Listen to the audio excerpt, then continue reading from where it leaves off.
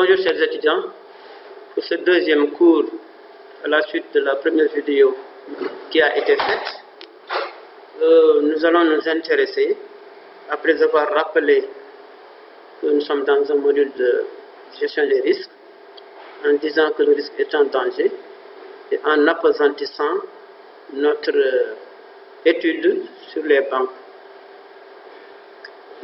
On avait rappelé la définition de la banque en disant que c'est un intermédiaire entre deux grands types d'agents économiques, à savoir des agents économiques à excédent de ressources financières, en face des agents économiques éprouvant des besoins de financement.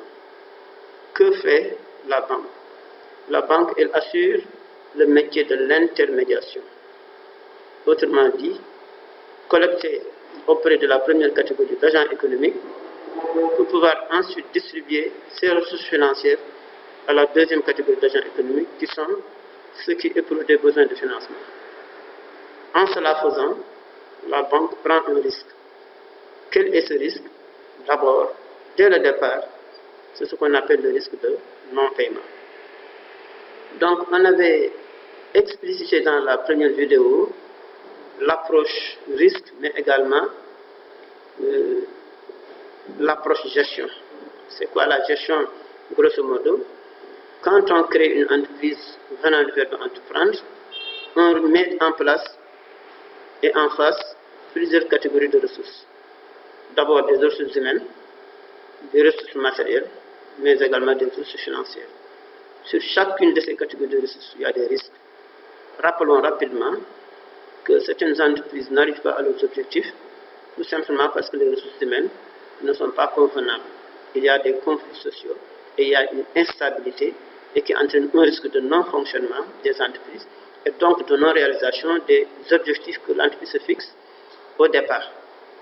Bon, on ne va pas s'appesantir là-dessus. Au niveau du matériel, il y a également des risques liés à l'incendie, il y a des risques liés à l'obsolescence et il y a des risques également liés au fait que le personnel n'étant pas bien formé pour l'utilisation de ce matériel, les performances attendues sur ce même type de moyens matériels n'aboutit pas. Et ensuite, le dernier, qui est l'objet de notre étude, c'est l'utilisation des ressources financières. Vous savez que l'entreprise n'a pas très souvent suffisamment de ressources financières. Nous avions également présenté brièvement que l'entreprise, lorsqu'elle démarre, elle a un fonds de roulement. Quelle est l'origine de ce fonds de roulement? C'est l'excédent des ressources stables sur les emplois durables.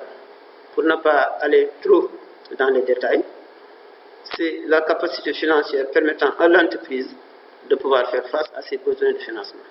Malheureusement, et on le sait, ces ressources financières ne sont pas le plus souvent très satisfaisantes, ou bien, pour ne pas dire insuffisantes, ou pour ne pas dire inexistantes.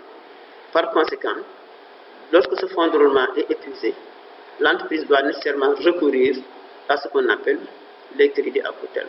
C'est d'ailleurs l'objet de la première partie que nous vous présentons sur les risques de crédit bancaire, à savoir le chapitre 1, que l'on appelle ici dans les cours en ligne, section 1, étude des crédits du cycle d'exploitation, communément appelé crédit à court terme. Et qu'est-ce qui peut motiver pour une entreprise la sollicitation de crédit à court terme?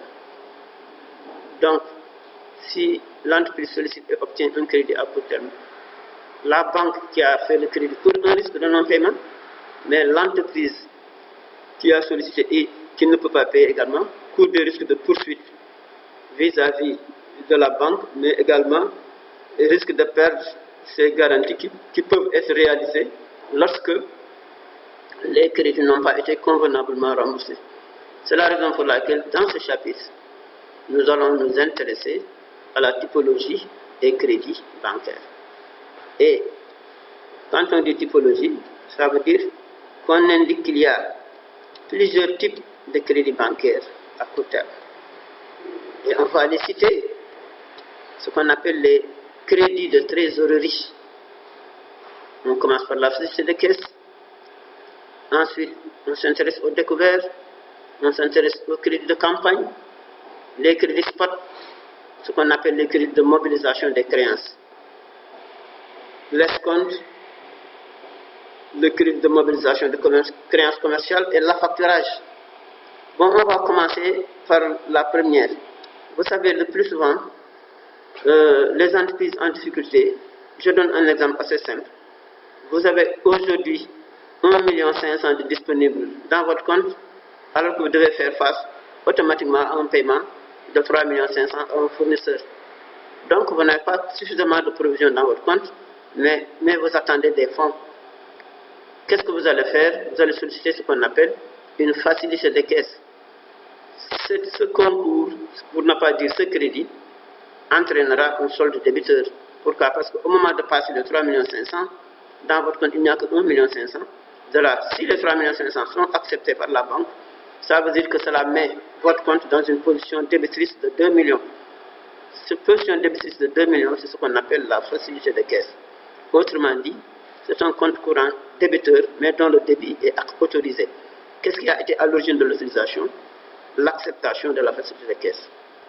Donc, ça, c'est une première forme de crédit. On donne la possibilité à l'entreprise ou bien à la personne physique commerçante de pouvoir payer des sommes dont il ne dispose pas sur son compte. Et ça rend le compte débiteur. Par conséquent, cette situation est appelée facilité de caisse. Il y aura des exercices que vous aurez à faire à ce niveau. Et ça, c'est quel type de risque? On va le mettre dans la catégorie de risque quantitatif. Pourquoi? Parce que ce qui a été à l'origine du crédit, ce n'est rien d'autre que l'acceptation pour la banque de votre compte en situation débitrice. Ça, c'est la facilité de caisse. Mais qu'est-ce qui est à l'origine de cela également? La confiance que la banque a vis-à-vis de vous, sachant que vous êtes un client sérieux et que vous faites régulièrement des versements et que, ou bien vous recevez des fonds. Donc, si ce compte est débiteur, c'est sûr que les jours qui vont venir, ou bien les semaines qui vont venir, ce débit sera couvert par les encaissements futurs. Donc, vous êtes en facilité de caisse. Bon, le découvert, par contre, c'est exactement le même mécanisme. Ici, cependant, contrairement à la facilité de caisse qui est une autorisation temporaire, le découvert est de plus longue durée, mais c'est pourquoi dans le jargon de la banque, on dit que le découvert est la règle et la facilité de caisse est l'exception. Pourquoi? Parce que c'est exactement en fait le même type de crédit. On donne la possibilité au client de prélever des fonds qui n'existent pas réellement dans son compte. Exemple, on met en place un découvert de 5 millions à INSIP. Ça veut dire que si INSIP dispose au crédit de son compte d'une somme de 1 million, elle a indirectement une capacité financière à court terme de 6 millions. Pourquoi? Parce qu'on lui a autorisé un plafond de découvert de 5 millions. Qu'est-ce que ça veut dire? Ça veut dire qu'on permet à INSIP, si son compte est à zéro, de pouvoir venir récupérer 5 millions. Pour être concret, si aujourd'hui, dans le compte de INSIP, il y avait 2 millions, INSIP pourrait faire un chèque de 7 millions et rendre le compte débiteur de 5 millions. Parce que si on vous dit, on vous autorise un plafond de 5 millions, ça veut dire que vous pouvez faire des opérations jusqu'à 5 millions sans qu'il n'y ait de l'argent dans votre compte. Voilà, c'est ça qu'on appelle le découvert. Donc, ce qu'il faut retenir de façon beaucoup plus simple, c'est que découvert comme facilité de caisse sont des CCDA. Autrement dit, des comptes courants débiteurs autorisés. Et quel type de risques ce sont ces crédits? Ce type de crédits, c'est ce qu'on appelle des risques quantitatifs. Parce que ce sont des risques uniquement basés sur la confiance que la banque a vis-à-vis du client. Les risques sont pour le client de ne pas pouvoir rembourser. Les risques sont pour la banque un risque d'immobilisme. Autrement dit, si les fonds attendus n'auront pas été remboursés, la banque aurait des difficultés pour faire ce qu'on appelle la réutilisation des fonds en crédit. Par conséquent, si le client court un risque de non-paiement, de même que le banquier, dans le même moment court ce qu'on appelle le risque d'immobilisme. C'est-à-dire que les fonds qu'elle attendait n'ont pas pu être obtenus et par conséquent, ces mêmes fonds n'auront pas servi à faire du crédit à d'autres clients et par voie de conséquence des risques de perte de produits financiers. Donc ça, en premier lieu, c'était d'une part le découvert, d'autre part la facilité de caisse. Si on en vient au crédit de campagne, quand on dit crédit de campagne, il y a certaines entreprises, certaines activités qui se répètent de façon saisonnière. C'est-à-dire que c'est à une certaine période de l'année, tout simplement, que l'activité connaît sa période de vache à lait. C'est-à-dire que l'activité marche le mieux à une certaine période de l'année. Exemple, les entreprises qui vendent des jouets, par exemple. Nous savons tous que c'est vers la fin de l'année, novembre, décembre, octobre, novembre, décembre, janvier un peu, très légèrement février, que ces entreprises font le maximum de leur chiffre d'affaires. Pourquoi? Parce que c'est en fin d'année que les entreprises achètent des cadeaux pour leurs agents, c'est-à-dire pour les enfants de leurs agents. Et la plupart des pères de famille également font des cadeaux de fin d'année à leurs enfants. Et donc, cette activité marche le plus, fait son chiffre d'affaires maximum durant cette période. Prenez un autre exemple, l'agriculture. C'est en pleine saison des pluies, avant cette saison, qu'on fait ce qu'on appelle les crédits de campagne. Autrement dit, les crédits qui sont faits à un moment où c'est l'activité qui marche le mieux. Ça, c'est ce qu'on appelle des crédits de campagne. Et ce sont des crédits généralement qui se remboursent sur une très courte durée, parce que c'est à la fin de la campagne, lorsque les gens qui ont obtenu des crédits auront récolté, que ces crédits pourront être remboursés en tenant compte du paiement des intérêts, de la taxe, etc. Prenez l'exemple de la période que nous vivons actuellement, à savoir la Tabaski. Là, les personnes qui font des activités liées à la Tabaski, qui font des opérations de Tabaski, bénéficient auprès des banques de ce qu'on appelle de crédit de campagne. Leur campagne, c'est d'aller acheter des moutons au Mali, en Mauritanie, et ensuite de pouvoir mettre ces moutons à la disposition des agents économiques, certains payant sur 2 ou 3 mois, et donc les crédits seront remboursés sur un très court terme, entre 3 et 6 mois auprès des banques. C'est ce qu'on appelle les crédits de campagne. Donc vous voyez également, certaines entreprises qui ont ces mêmes types d'activités font ces crédits. Maintenant, le crédit sport, et comme son nom l'indique, ce sont généralement des crédits de montant très élevés qui sont accordés à de très grandes entreprises et sur des durées très courtes. Prenez l'exemple de la SAR, la Société africaine de raffinage. Elle peut bénéficier de ce type de crédit pour la bonne et simple raison qu'elle peut acheter du brut, qu'elle va raffiner, qu'elle va mettre à la disposition des stations, et ces dernières, tous les clients qui viennent payent comptant, et donc ces dernières à leur tour vont aller verser directement dans le compte de cette entreprise qui est la SAR. C'est ça qu'on appelle les crédits spot. Ce sont des crédits de très courte durée qui vont de 15 jours jusqu'à 3 mois. Voilà. En dehors de cela, on va attaquer l'escompte. Vous savez que lorsque vous vendez, il est toujours préférable, certes c'est bien de vendre comptant, mais le plus souvent, ceux qui achètent de grosses quantités ne peuvent pas payer comptant. Donc, ne pouvant pas payer comptant, vous pouvez leur exiger ce qu'on appelle des lettres de change. Si vous avez des paiements différés, bénéficiant de lettres de change, vous pouvez en même temps mobiliser ces effets de commerce par un crédit qu'on appelle le crédit d'escompte. Donc, si la banque vous accorde un crédit d'escompte, vous avez l'opportunité de pouvoir faire escompter ces effets par la banque. Donc, l'escompte également, on peut la définir de façon synthétique comme un crédit de mobilisation d'une créance commerciale matérialisée par un effet de commerce.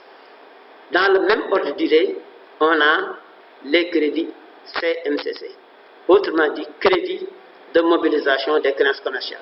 Vous voyez, les entreprises ont des créances, doivent être payées, mais elles attendent le plus souvent d'être payées. Donc on peut mettre en place des crédits à court terme, qu'on appelle le plus souvent des avances à court terme, pour leur permettre de mobiliser ces créances en contrepartie et recevoir du crédit. Donc, vous voyez que tous ces types de crédits sont risqués dans la mesure où, si on attend à court terme des paiements, si on ne les reçoit pas, on fait courir à la banque ce qu'on appelle le risque d'immobilisme. Voilà. Quant à l'affacturage, pour finir sur ce type de crédit à court terme, c'est un crédit qui consiste à mobiliser également des créances par le biais d'un établissement financier qu'on appelle le facteur. Voilà. Ce facteur, qu'est-ce qu'il fait? Vous lui transférez la créance, à charge pour elle de les recouvrer ces créances, et vous lui payez une commission. Voilà. Donc c'est une technique de couverture contre l'insolvabilité des clients. Pourquoi? Parce que c'est une garantie à 100%. c'est une forme de mobilisation également intégrale du poste client. Vous voyez, le plus souvent, les entreprises ont des difficultés à mobiliser leur poste client parce qu'en lieu et place, elles ont besoin d'argent. Donc voici, chers étudiants, ce qui était l'objet de notre support de cours, de notre premier échange sur les types de crédits à court terme. Et tous ces types de crédits sont suivis d'exemples concrets que vous allez faire.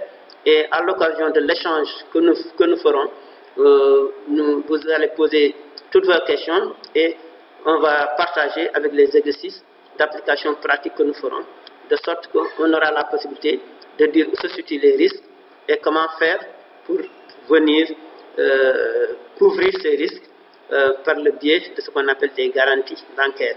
Également, donner la possibilité, comme l'escompte et les crédits de mobilisation des créances, qui sont ce qu'on appelle des risques qualitatifs, tandis que les deux premiers types de risques évoqués, c'est-à-dire la facilité de caisse et le découvert, sont appelés des risques quantitatifs.